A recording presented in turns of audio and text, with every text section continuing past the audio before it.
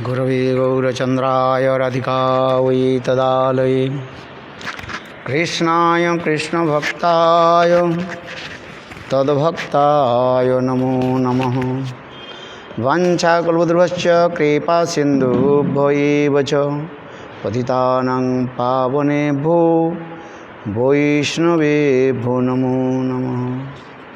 श्रीकृष्ण चैतन्य प्रभु नित्यानंद श्री अद्वैत गदाधर श्रीवासादि श्री गौरभक्तवृंद।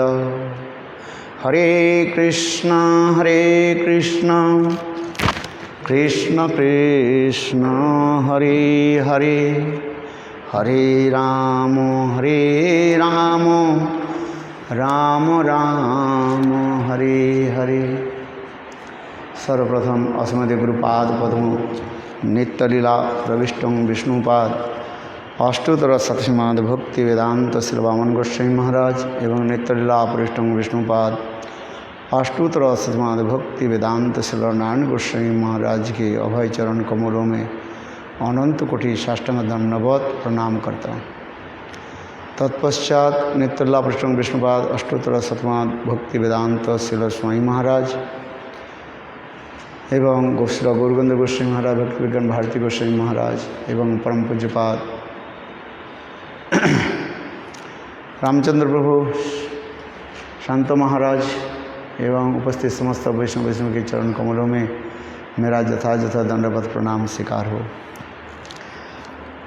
अभी आप लोगों ने श्रवण किया। आज अत्यंत सुंदर पवित्र दिवस है जहाँ पर स्वयं रामचंद्र की पत्नी सीता देवी के आविर्भाव तिथि मना रहे हैं, जिसको आज कहा जाता है सीता नवमी कहा जाता है। एक महीने पहले हम लोगों ने रामनवमी रामचंद्र के आविर्भाव तिथि मनाया है। शुक्ला नवमी तिथि में भगवान रामचंद्र के प्रकट हुई थी और अभी भी शुक्ला नवमी तिथि में रामचंद्र की नित्य पत्नी सीता देवी की आविर्भाव तिथि हम मना रहे हैं। भगवान रामचंद्र कब आए थे इसके विषय में भी हमारे आचार्योपाद ने बताया। ये वास्तव रूप में भगवान रामचंद्र जो आए थे वो 24वां चतुर्युग में आए थे। कब? 24वां चतुर्युग त्रेता में आए थे। है? अभी वर्तमान जो चल रहे हैं ये 28वां चतुर्युग चल रहा है। तो इसके मतलब 4 चतुर्युग पहले भगवान रामचंद्र आए थे। यानी कितने करोड़ साल पहले भगवान रामचंद्र आए थे।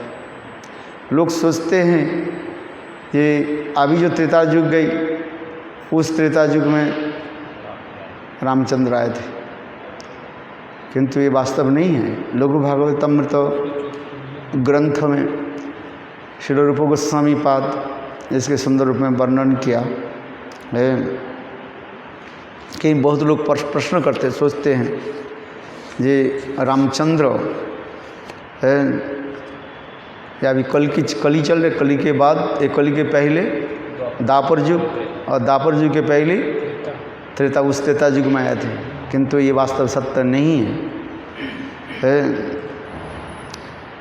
गौड़ीय वैष्णव की सिद्धांत अतीव सूक्ष्माति सूक्ष्म है, विचार करके बताते हैं। और दूसरे की संप्रदाय के लोग तो जैसे मन में आए हैं बोल दिया, किंतु वास्तव यहीं पर वर्णन हो रहा है। सीता जी के जन्म वृत्तांत बहुत सुंदर है। पुराणों में, शास्त्रों में, रामायण में वर्णन है। इसलिए वाल्मीकि ऋषि भी वर्णन किया गया। मूल रामायणश्चैव। रामचंद्र की लीला कथाएं जो है अनेकों लोगों ने अनेकों भाषा में ही वर्णन किया गया। भारतवर्ष एक विचित्र देश है। जिसमें अनेकों भाषा भाषी के लोग रहते हैं और उसी भाषा भाषी के लोग ग्रंथ आदि को अपने भाषा में भी रचित किया, किंतु इसलिए शास्त्र में कहा जाता है मूल रामायणश्चैव। मूल रामायण किसको कहा जाता है? वाल्मीकि कृत जो रामायण जो उसके मूल रामायण कहा जाता है। वह मूल रामायण जो है संस्कृत भाषा में वाल्मीकि जी ने प्रकाशित किया। इसके अलावा अनेकों रामायण की कथा प्रसिद्ध भी है। बंगाल में कीर्तिवास ओझा उन्होंने बंगला भाषा में रामायण को प्रकाशित किया। उत्तर प्रदेश में हिंदी भाषियों के लिए अत्यंत सहज सरल रूप में तुलसीदास जी रामचरितमानस भी प्रकाशित किया और तमिल तेलुगु कन्नड़ आदि भाषाओं में भी प्रकाशित हुआ। किंतु सब रामायण की यदि देखा जाए वाल्मीकि रामायण जो है उससे संपूर्ण भिन्न है, क्योंकि सभी लोगों ने वाल्मीकि रामायण के ऊपर ही बेसिस करके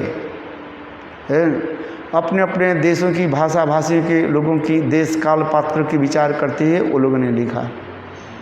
किंतु वास्तव रूप में वाल्मीकि ऋषि ने जो रामायण लिखा संस्कृत भाषा में साक्षात समाधिस्थ होकर के दर्शन करके लिखा। जैसे व्यासदेव गोस्वामी ने नारद जी की कृपा से साक्षात रूप में भगवान की लीलाओं को दर्शन करके उन्होंने लिखा।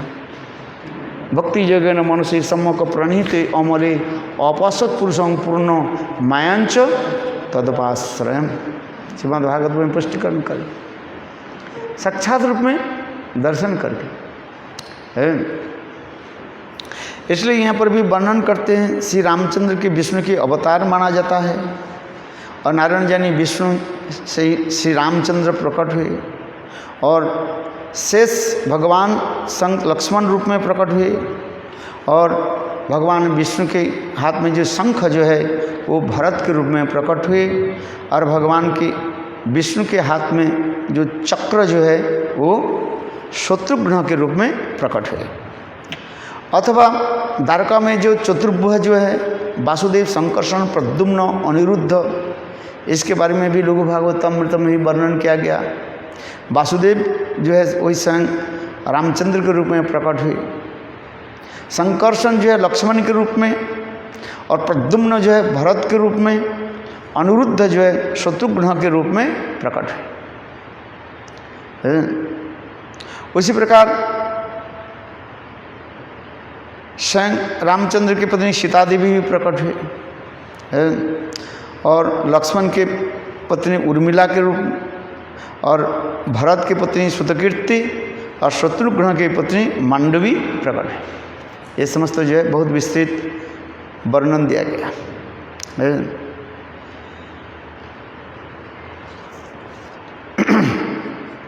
अभी सीता जी के जन्म वृत्तांत के बारे में बहुत सुंदर पुराणों की कथा भी है। कभी इस कथा को भी हम वर्णन भी करते हैं, जिसमें ब्रह्म वैवर्त पुराण में भी इस कथा भी वर्णन है। ब्रह्म वैवर्त पुराण में 14 अध्याय में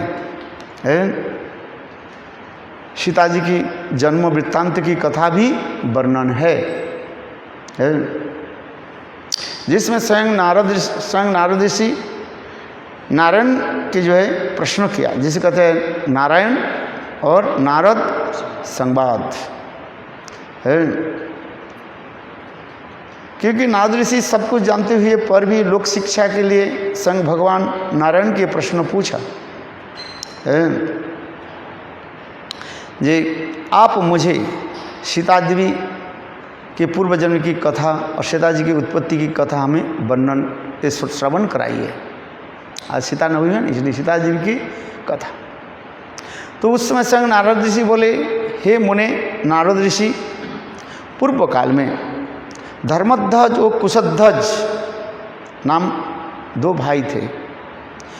वे दोनों भाई अत्यंत उग्र तपस्या के द्वारा महालक्ष्मी की आराधना करने लगे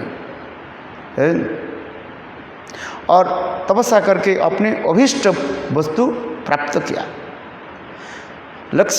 महालक्ष्मी के वरदान से दोनों भाई अर्थात धर्मध्वज और कुशध्वज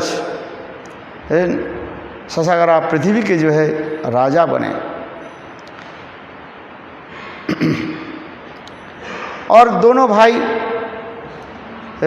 अत्यंत प्रेम प्रति से यह पृथ्वी के जो है शासन आदि करने लगे।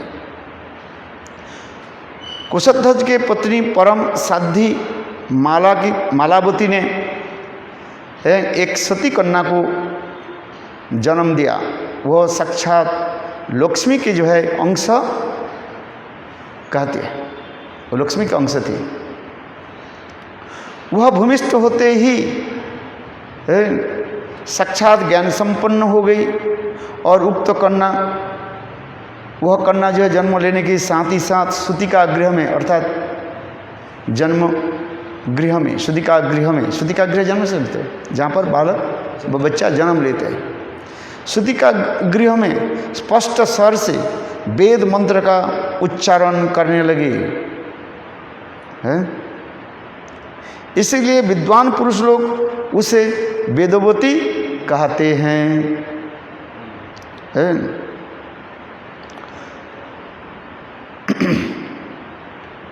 और देखते देखते वो कन्या सुंदर नवजौवन संपन्न हो गई अल्प समय में ही, और होकर के तपस्या करने के लिए वन की ओर चल दिया है। उनके माता पिता निषेध करने पर भी वो किसी की निषेध मान नहीं करके अर्थात नहीं माना और साक्षात नारायण की उपासना करने के लिए व तपस्या करने के लिए चली गई। हजारों साल तक वेदवती तपस्या करने लगी। विशेष करके उन्होंने पुष्कर तीर्थ में जाकर के अनेकों हजारों साल तक एक मनंतर समय उग्र तपस्या करने लगे, किंतु तपस्या के फल प्राप्त नहीं हो रहा, अर्थात साक्षात भगवान के दर्शन नहीं हो रहा है। तब वो बहुत दुखित हुए। इतने समय आकाशवाणी हुई, हे वेदवती सुनो, भगवत दर्शन जो है नारायण साक्षात रूप में दर्शन जो है अति वो दुस्साध्य है।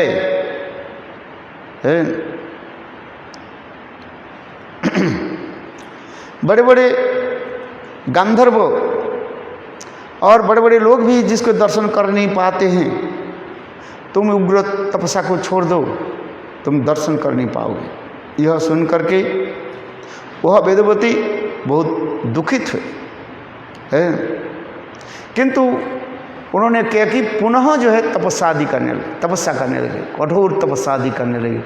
एक स्थान में बैठ करके तपस्या आदि करने लगे, घोर तपस्या में हो गए।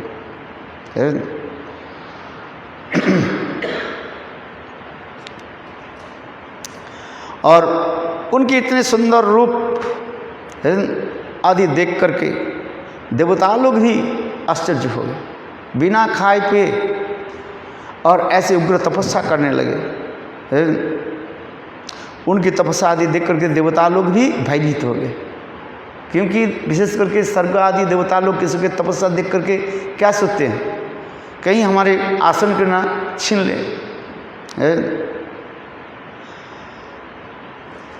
उसी प्रकार वो कठोर तपस्या आदि करने लगे, तथापि उनके भगवान श्री नारायण के दर्शन नहीं हो रहा।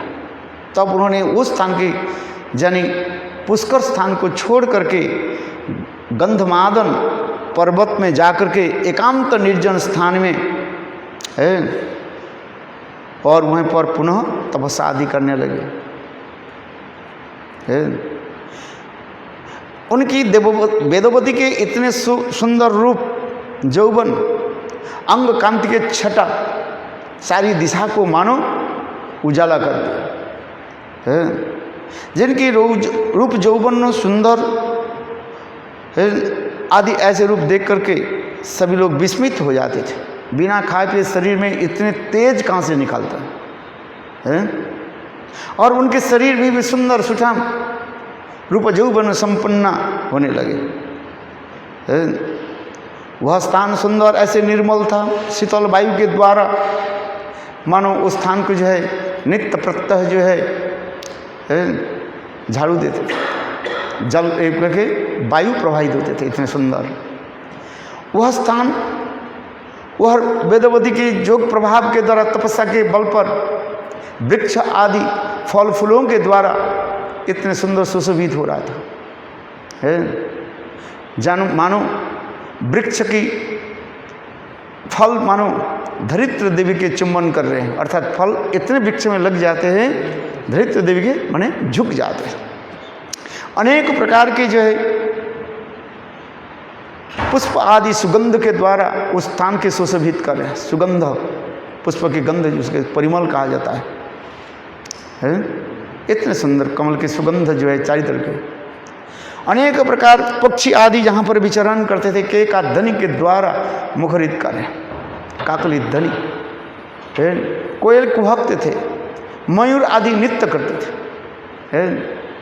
वह ऐसे दिव्य सुंदर जो है स्थान।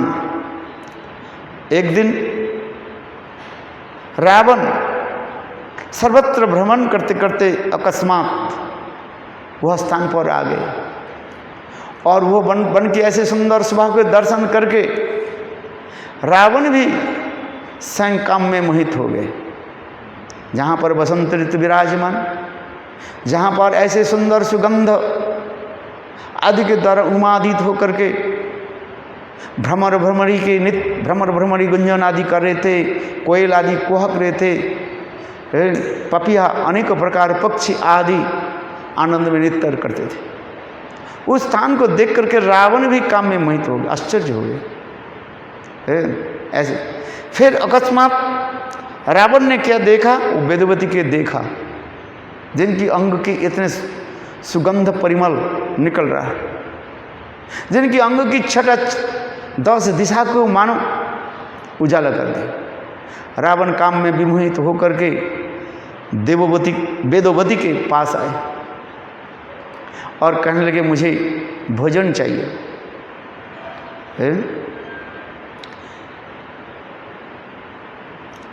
रावण क्या बोले यहाँ पर भी लिखते हैं। रावण ने कहने लगे, हे कल्याणी तुम कौन हो? तुम ऐसे सुंदर सती साध्वी और ऐसे अल्प वयस यानी युवा है, इस स्थान पर क्यों तुम अकेला क्यों रहते? मुझे भोजन के लिए व्यवस्था करो। अतिथि को देख करके वह वेदवती ने क्या कि रावण के भोजन कराया है। और रावण भोजन करके है और वेदवती की तरफ काम भाव में विमोहित होकर के उनकी तरफ अग्रसर होने लगे। उनके वस्त्र आदि के जो है स्पर्श कर खींचने लगे। उस समय वेदवती ने क्या कि अत्यंत क्रोधित होकर के कहने लगे, दुष्ट मूर्ख, जिस पत्तल में खाते हो उस पत्तल के तुम छेद करते हो। तुम भूख प्यास में तड़प रहा था और यहाँ पर हमारे पास आकर के भोजन के प्रार्थी बनी। मैं तुमको अतिथि समझ करके तुमको क्या की, मैं भोजन कराया और भोजन करके तुम मेरे प्रति ऐसे कुदृष्टि रखते हो। उस समय वेदवती ने क्या तपस्या के बल स्वरूप रावण के स्तब्धीभूत कर दिया, माने स्तंभन कर दिया। रावण सब देख रहे हैं, ना उसके हाथ और पैर चल रहा है। रावण भयभीत हो गए, क्या करें, वे कोई साधारण स्त्री नहीं है। फिर रावण रोने लगे तो फिर वेदवती ने क्या कि अपने जोग बल से फिर उनको जो है उनके सारे शरीर के अंगों को संचालित कर दिया, माने सारे अंग चले। है? और उस समय रावण उनके निकट दुर्व्यवहार करने के लिए प्रयास की। फिर तो उस समय वेदवती ने क्या कि मूर्ख, तुमको मैं अभिशाप देता हूँ, है?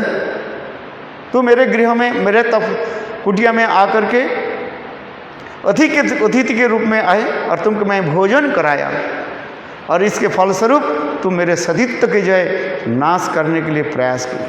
जाओ दूर, है? मैं ही जो है तुम्हारा मृत्यु के कारण बनूंगी, है? और तुम्हें स्ववंश में तुम्हारा ध्वंस होगा, है? ऐसे करके वेदवती कहने लगी, ये तुमने किसी न किसी प्रकार से मेरे शरीर को स्पर्श किया, इसलिए मैं इसको छोड़ कर मैं जाता हूँ। इसलिए ऐसे करके वेदवती ने कहा कि जोग बल से अपने शरीर को छोड़ दिया, है?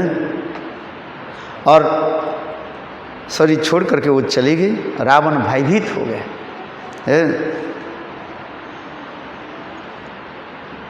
रावण उस स्थान को छोड़ करके चले अपने स्थान पर, है? लंका में पहुंच गए। वही वेदवती महातपस्विनी पूर्व जन्म की तपस्या के स्वरूप, है? भगवान रामचंद्र की पति रूप में प्राप्ति किया, है? इसलिए स्वयं भगवान नारायण कहने, हे नारद ऋषि, वह सुंदरी वास्तव रूप में ही और कोई नहीं है, साक्षात लक्ष्मी की अंश स्वरूप और सीता ही रूप था, है? इस कथा को वर्णन करते हुए स्वयं भगवान नारायण कहने लगे, हे नारद जी ऋषि, इस कथा को तुमको मैं वर्णन करता हूँ।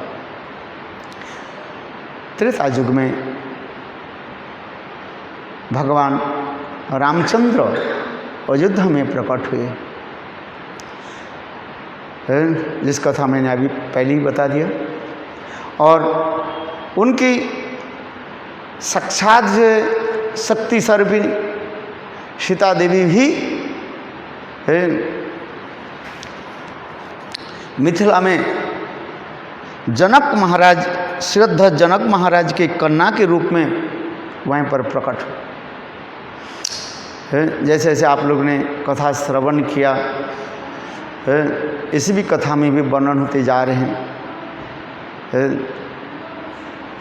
तो सीता देवी के जन्म वृत्तांत तो आप लोग ने श्रवण किया। विभिन्न रामायण में अनेकों प्रकार की कथा भी वर्णन है, एक रामायण नहीं है, अनेकों रामायण में अनेकों कथा जो है प्रसिद्धि है। और जनक महाराज के, मिथिला में जनक महाराज के, ये जनक कहने से श्रद्धा जनक है, क्योंकि जनक जो है वो टाइटल मात्र है। अनेकों जनक के नाम जो है शास्त्र में उल्लेख है। मिथिला की जो राजा जो जनक कहा जाता है वो श्रद्धा जनक है, इसे सीता जी के पिताजी के रूप में प्रसिद्ध है। और वो जनक महाराज जी की पत्नी सुनयना, वह जनक महाराज जी की कथा भी सुंदर है। वो आत्मकाम प्रसिद्ध है। सुखदेव गोस्वामी पाद कहा जाता है आत्माराम, और जनक महाराज की कहा जाता है आप्तकाम। सब कुछ संसार में सब कुछ रहते हुए पर भी किसी वस्तु में उनकी आसक्ति नहीं। और आत्माराम का किसको कहा जाता है? आत्मा में रमन करने वाले आत्माराम, उनके चित्तमणि जगत में नहीं रहता है। आत्मा भगवान में व ब्रह्म में उसके तल्लीन रहता है, वस्तु देखते नहीं है। वो सुखदेव गोस्वामी पाद के कहा जाता है आत्मा, जिसका आत्मारामस्य मुनयो निर्गंतो हरि उरुक्रमे है। तो उसी प्रकार जो है कहने की तात्पर्य, इसमें थोड़ी सी एक कथा सुना देता हूँ। ये सीता जी के पिता श्रद्धा जनक की कथा भी ऐसे वर्णन है, कैसे आत्माराम पुरुष थे, यानी आप्तकाम पुरुष थे। आप्तकाम है। पुराण में ऐसी कथा है, जब व्यासदेव जी ने सुखदेव गोस्वामी पाद के भागवत कथा श्रवण कराया, प्रथम स्कंद से लेकर के नवम स्कंद तक भागवत कथा श्रवण कराया। फिर दसम स्कंद की कथा आ गया। दसम स्कंद की कथा जो है प्रथम अध्याय से लेकर के 28 अध्याय तक, 28 अध्याय तक भी समाप्त हो गया। अभी कौन सा अध्याय आ गया? 29 अध्याय, जिसमें रासलीला की वर्णन है। गुरुदेव इस कथा सुनाया था, पुराण भी ऐसे ही है। तो उस समय व्यासदेव ने कहा, बोली रासलीला की कथा सुनने के योग्य है कौन? कहते मैं तो आकुमार ब्रह्मचारी है, आकुमार ब्रह्मचारी मैं हूं, श्रवण के योग्य है। व्यासदेव ने कहा जाओ सर्टिफिकेट लेकर के आओ, है जब तुम्हें सर्टिफिकेट नहीं मिले तो इस कथा को मैं नहीं सुनाऊंगा। बोले किसके? सुखदेव गोस्वामी के बोले व्यासदेव जी ने, कृष्णदेवयान वेदव्यास ने कहा जाओ पिताजी से जाओ, जनक महाराज से सर्टिफिकेट लेकर के आओ, तुम सुनने के योग्य है कि नहीं है। क्यों? रासलीला कथा साधारण नहीं है, वो तो अपरागित काम की कथा ही है। प्राकृत काम और अपराकृत नामदेव की कथा ही वहाँ पर, कोई साधारण थोड़ी है? काम विकार हो जाएगा, है? तो बोले क्या करूं? बोले जाओ। तो वहाँ पर गए। उस समय जनक महाराज जी की सभा में बड़े बड़े ऋषि लोग बैठे हुए थे, सब बड़े बड़े ऋषि, तत्वज्ञ, मनोज्ञ, रसज्ञ, जोगींद्र, महेंद्र, ये समस्त लोग सब बैठे हुए थे। और इतने समय जनक महाराज के पत्नी सुनयना इतने सुंदर सुकोमल से कोमल और सूक्ष्म वस्त्र परिधान करके पान चिबाते ही और अनेक प्रकार स्त्रियों की जो है काम क्रीड़ा आदि भंगी प्रदर्शन करते हुए उस सभा में आने लगे। देख करके जितने बड़े बड़े ऋषि लोग थे, तपस्वी हैं, इंद्र के जो दमन करने वाले, सब सिर को नीचा कर दिया। कहीं ऐसे दर्शन हो हमारे चित्त में विकार न उत्पन्न हो जाए, हैं? कोई साधारण नहीं है।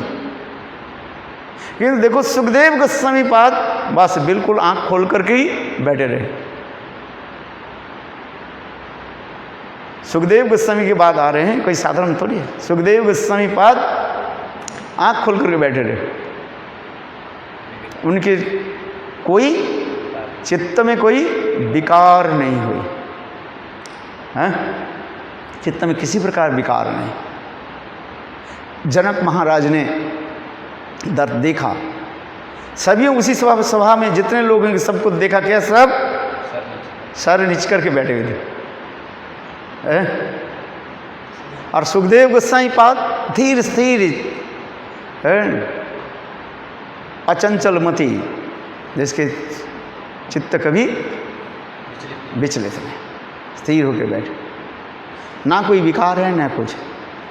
तब समय जनक महाराज ने ठप्पा लगाया, सर्टिफिकेट दे दिया, स्टैंप लगा दी, जाओ पिताजी के पास जाओ और श्रवण करके आओ, श्रवण करो। ये भी कथा है, बहुत सुंदर कथा है। और भी तो अनेक कथा है, समय संक्षेप है। केवल जनक महाराज जी की श्रद्धा जनक महाराज जी उनको दिया था, किसको? सुखदेव गोस्वामी के सर्टिफिकेट प्रदान की। तब व्यासदेव के पास आए और व्यासदेव जी ने ये रासलीला कथा श्रवण कराया है। ये साधारण है, इसलिए रूप गोस्वामी पाद तो दैन्य करके लिख रहे हैं, है राधे जय सनक सनातन वर्णित चरिते, है राधे जय जय माधव देते, है सनक सनातन वर्णित चरिते। राधा जी की जो कथा जो है व राधा आदि गोपियों की कथा साधारण के लिए नहीं है, श्रोता वक्ता के लिए तो ही कथे जा रहे हैं, हटे घटे माटे नहीं होता है। चलो आगे की कथा हमें श्रवण कराते हैं, समय संक्षेप है। तो जनक महाराज की यानी वहाँ पर जो है और अनावृष्टि होने लगी, बारिश 2 साल बारिश नहीं हुई। तब ऋषि लोग ने कहने लगे महाराज आप यहाँ पर हल चलाइए। तब जनक महाराज यज्ञ आदि करके विधि विधान के अनुसार स्वयं जो है हल चलाया है। जब भी अभी आपने श्रवण किया, हल के नीचे जो भाग अग्रभाग होते उसके सीता कहा जाता है, वो लोहे का होता है। और वो हल चला रहे थे, चलाते हिमालय की तराई अंचल में नीचे के स्थान जो था, हल चलाते अकस्मात ठंग करके शब्द हुई और आगे हल नहीं जा रहे, बैल खींच नहीं पा रहे। तब उस समय जनक महाराज ने क्या कि बंद करके देखा क्या सुंदर घड़ा, स्वर्ण घड़ा प्राप्ति हुई। उस स्वर्ण घड़ा को जब ऊपर से सुंदर वस्त्र आदि के द्वारा ढके हुए थे, अनेक प्रकार मणि मुक्त आदि के द्वारा सुसज्जित था। उस घड़े के खोल करके देखा, एक सुंदर नवजात बालिका को देखा। आज इतने सुंदर तप्त कांचन गौरांगी, देखने में इतने सुंदरी थी, बड़े बड़े लंबी लंबी आँख और इतने सुंदर। तब उसमें जनक महाराज प्रसन्न हुए। जनक महाराज ने क्या कि अपने पत्नी सुनयना के दिया। हल्के अग्रभाग के लगने के बाद उसके उठने से कारण उसके कहा जाता है सीता कहा जाता है।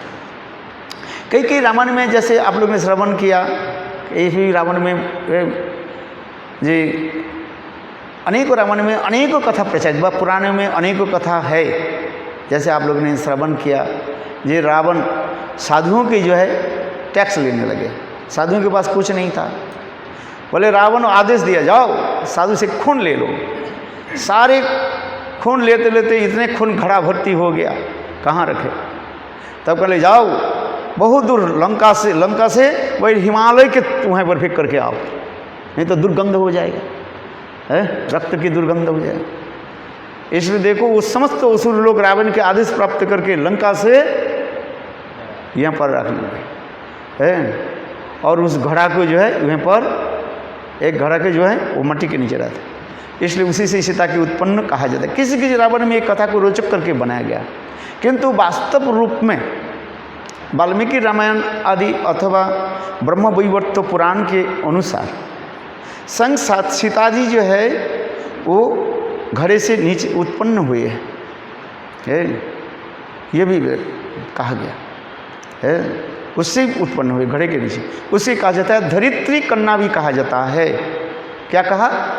पृथ्वी कन्या व धरित्री कन्या के रूप में भी कहा जाता है। इसमें वर्णन किया कर है। धरित्री माने पृथ्वी के कन्या कहा जाता है।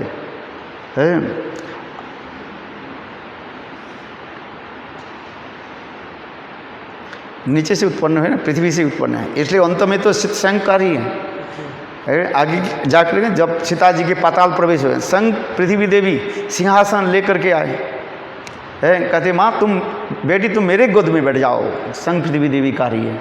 इसकी कथा आप लोग सुने हैं। अंत में सीता जी को पाताल प्रवेश की कथा जो संबंध है। अंत में सीता संग पृथ्वी देवी द्विधाविग्ध होकर के 2 खंडित हुए और स्वयं सिंहासन निकले और संग पृथ्वी देवी कहने लगी बेटी तुम मेरे गोद में आ जाओ। माँ की गोद में अंचल छाया में, माँ की अंचल की छाया में जो बैठते हैं वह उसके शीतल होता है। इस संसार में जब कोई आता है उसके दुख होता है। इसलिए चैतन्य महाप्रभु जब सन्यास लिया, विष्णुप्रिया देवी एक सुंदर कीर्तन भी करते हैं। कहते हैं मेरा जन्म तो दुखी दुखी है, इस संसार में जो भी आते दुख दुखी है। सत्य जुगे छिलामी सत्य नारायणी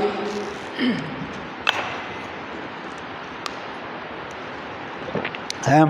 बांग्ला कीर्तन में सुंदर है वर्णन है। सत्य जुगे छिलाम आमी सत्यनारायणी, दुर्वासार अभिशापे हलाम मर्तबासिनी, त्रेता जुगे हलाम आमी श्रीराम घरणी, कैकेयीर छलनाते हलाम बनबासिनी, दापर जुगे हलाम आमी ना दापर जुगे हलाम आमी आयन घरणी, समझ गए? दापर जुगे हलाम आमी आयन घरणी। और नहीं, इसके जो है कलंकी नहीं उसे करे, मैं भूल गया, कीर्तन करते रहता हूँ ना। है क्या बोलते हैं इसको? होलाम कलंकिनी, किसके छल याद करते? जटिला जटिला और कुटिलाते होलाम कलंकिनी है। और कली जुगे होलाम आमी गौरांग घरणी, विद्र बादशाते होलाम है गौरांग विरहिणी। ये कीर्तन है इसमें, ऐसा है। सत्य जुगे हलाम आमी सत्यनारायणी, दुर्वासार अभिशापे हलाम मर्तबासिनी। है दुर्वासा अभिशाप दे दिया था एक बार, है दुर्वासा एक बार जो है